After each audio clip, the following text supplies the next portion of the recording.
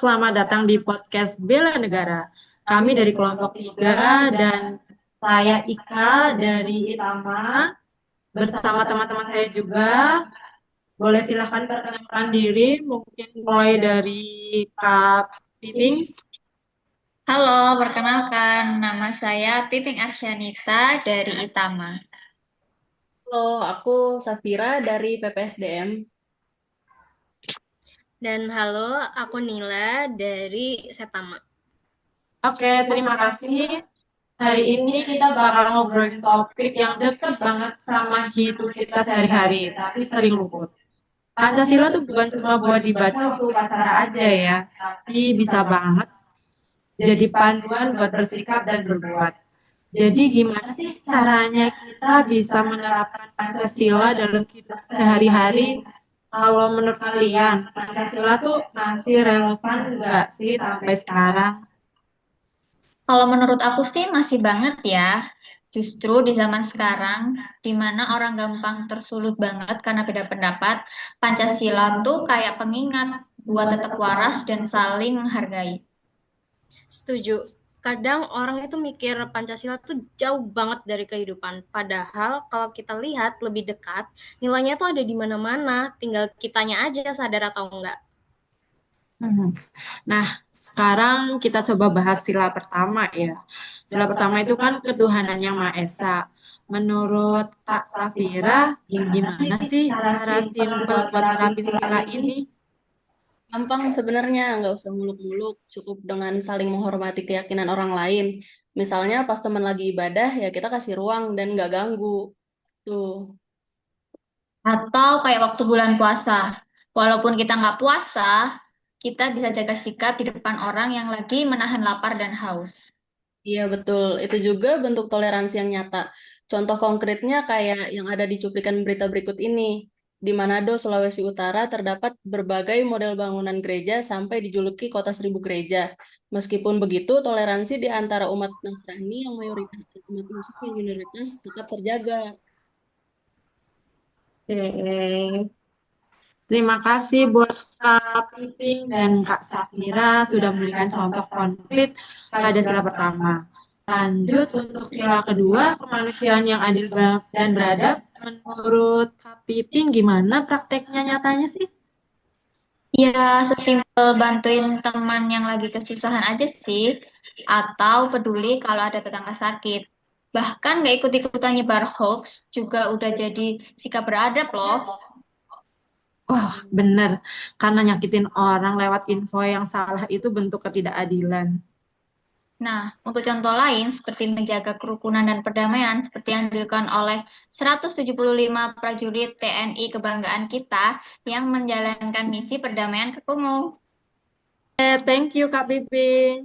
Sekarang sila ketiga nih guys, Persatuan Indonesia. Ini penting banget, apalagi di tengah perbedaan kita. Jadi, aku tuh pernah ya waktu itu ngerasain ikut kegiatan lintas suku. Nah, ternyata kegiatan itu tuh seru banget bikin kita sadar kalau berbeda-beda sukunya itu bukan buat dijauhin tapi buat dirangkul. Setuju banget, kita boleh beda tapi tetap satu tujuan, Indonesia. Seperti yang dilakukan warga Kota Bandar Lampung, walaupun hujan, mereka tetap semangat gotong royong walau melakukan kegiatan bersih-bersih pantai.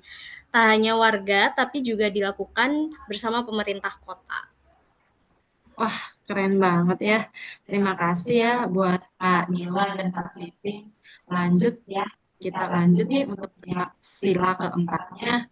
Rakyatnya dipimpin oleh hikmat kesanaan dalam permusyawaratan perwakilan. Untuk contoh konkretnya itu sulit nggak? Enggak juga. Misalnya kita lagi diskusi bareng keluarga, coba deh nggak egois. Dengerin pendapat orang lain, jangan langsung ngegas. Nah, iya, aku sendiri kadang juga suka ngerasa pendapat aku tuh paling benar, padahal waktu dengerin orang lain malah ketemu solusi yang lebih baik. Nah, itu musyawarah bukan soal menang, tapi emang soal nyari jalan tengah. Iya, betul itu. Salah satu tujuan dari musyawarah seperti yang dilakukan Provinsi Kalimantan Timur yang melaksanakan musyawarah Koperasi Merah Putih untuk pembentukan koperasi desa se-Kalimantan Timur. Oke, terima kasih untuk kalian. Ternyata benar banget dengan kehidupan kita sehari-hari. Yang terakhir nih, sila kelima, keadilan sosial bagi seluruh rakyat Indonesia. Menurut kalian, kita bisa mulai dari mana? Mulai dari hal kecil bisa loh. Misalnya belanja di warung tetangga daripada minimarket. Atau bantuin temen yang lagi usaha kecil-kecilan. Bisa juga ikut donasi buat korban bencana alam. Ya meski cuma sedikit, tapi kalau barang-barangnya apa yang diperlukan dan utama, apalagi kita ngumpulinnya bersama-sama, dampaknya pasti juga besar dong. Intinya peka dan peduli. Karena keadilan gak harus dimulai dari atas, tapi bisa juga dari kita. Seperti yang dilakukan oleh warga Jawa Timur yang melakukan penggalangan dana untuk korban bencana alam. Oke, oke. Dari semua sila tadi, menurut kalian mana nih yang paling menantang buat diterapkan? Kalau aku mungkin sila keempat ya, karena buat aku belajar dengan kami itu nggak gampang. Tapi masih kita coba terus. Kalau aku sila kedua, kadang susah jaga empati kalau lagi sibuk atau stres, tapi itu justru jadi pengingat bahwa kita ini manusia harus tetap beradab. Nah, jadi teman-teman, kita semua bisa mulai dari langkah kecil. Karena Pancasila itu bukan sebuah teori, tapi merupakan praktek dalam hidup.